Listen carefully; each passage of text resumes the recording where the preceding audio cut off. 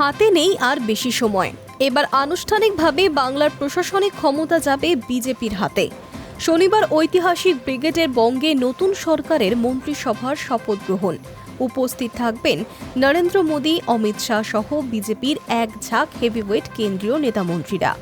শপথ অনুষ্ঠানকে কেন্দ্র করে ইতিমধ্যেই সাজো রব ব্রিগেডে চলছে জোর কদমে প্রস্তুতিও। কার্যত নিরাপত্তা চাদরে মুড়ে ফেলা হচ্ছে ব্রিগেড ময়দানকে।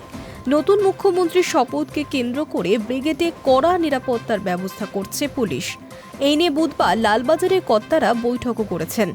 সূত্রের খবর, ব্রিগেডে নিরাপত্তার জন্য নিয়োগ করা হচ্ছে প্রায় 4,000 পুলিশ। নিরাপত্তা ব্যবস্থা আঁটোসাঁটো করার লক্ষ্যে গোটা ব্রিগেডকে ভাগ করা হয়েছে 30টি সেক্টরে। প্রত্যেকটি সেক্টরের দায়িত্বে থাকছেন একজন করে ডেপুটি কমিশনার বা অ্যাসিস্ট্যান্ট কমিশনার পদমর্যাদার পুলিশ কর্তা।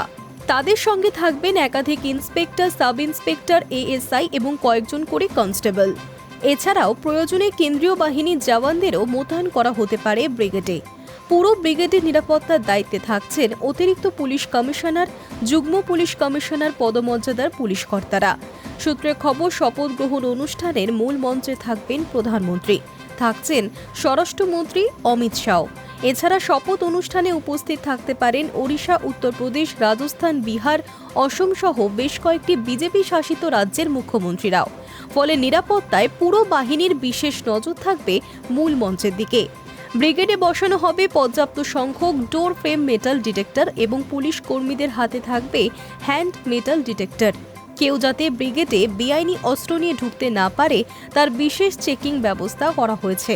ময়দানের আশপাশের একাধিক বহুতলের ছাদ থেকে বাইনোকুলার নিয়ে চলবে কড়া নজরদারি। ব্রিগেডের গোটা এলাকা জুড়ে পর্যাপ্ত সংখ্যক সিসিটিভির ক্যামেরাও বসানো হবে। কোন কোন জায়গায় গাড়ি পার্ক করা হবে সেই ব্যাপারেও পুলিশ নির্দেশিকা জারি করবে। এছাড়াও শনিবার ব্রিগেড সংলগ্ন রাস্তাগুলিতে যানজট এড়িয়ে যেতে প্রয়োজন মতো অন্য রাস্তায় গাড়ি ঘুরিয়ে দেওয়া হতে পারে বলেও জানিয়েছে পুলিশ। High news network.